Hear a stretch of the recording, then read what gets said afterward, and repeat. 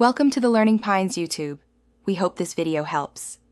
You start by securing the car and gathering tools so nothing moves while you work. First, set the parking brake and switch the ignition to accessory or off as required. Then use a flashlight to inspect the shifter area and locate the shift lock release cover. It's often a small plastic cap or slot near the shifter. Once located, pry gently with a flat tool to expose the release button. Do this slowly to avoid scratching trim and to reveal the mechanism you'll work on next. Now you'll interact with the shift lock mechanism directly. With your foot on the brake, press the release button exposed under the cover. That should allow the shifter to move out of park temporarily. If you need to access the assembly, carefully pry up the surrounding trim using trim tools and note where clips engage so you can reassemble.